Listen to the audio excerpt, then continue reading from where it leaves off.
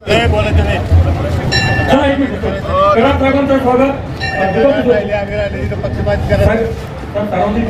ठिकाणी करायचा नाही.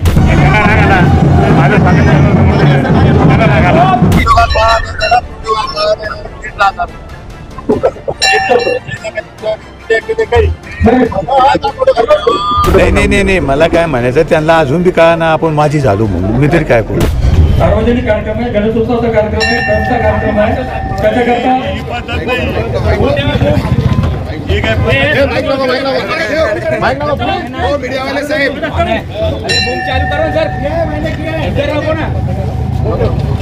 या ठिकाणी प्रफुल्ल मालानी यांना विनंती आपण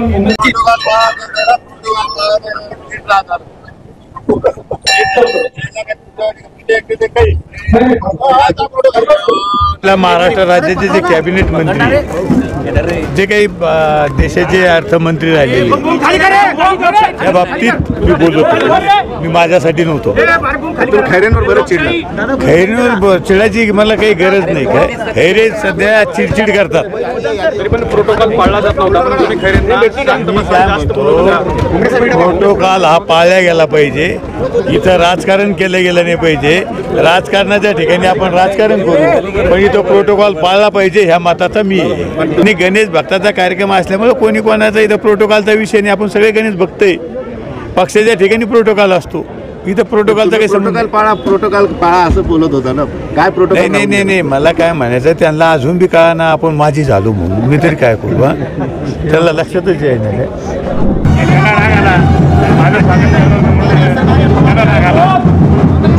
काय प्रोटोकॉल पाळला नाही गेला. खरे काय प्रोटोकॉल पाळला.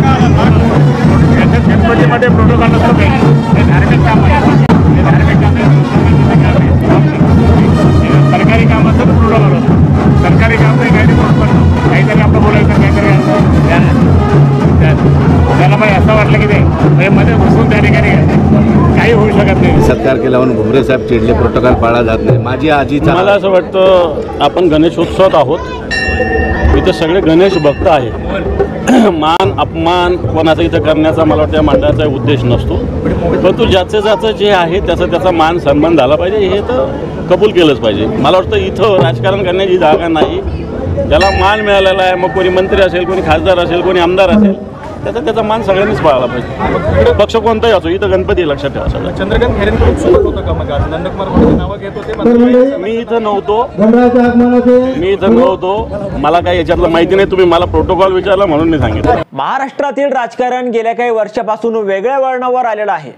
महाराष्ट्रातील बदलत्या राजकारणाबद्दल राष्ट्रवादी काँग्रेस शरदचंद्र पवार पक्षाचे नेते शरद पवार यांच्यापासून अनेक ज्येष्ठ नेत्यांनी चिंता व्यक्त केली आहे.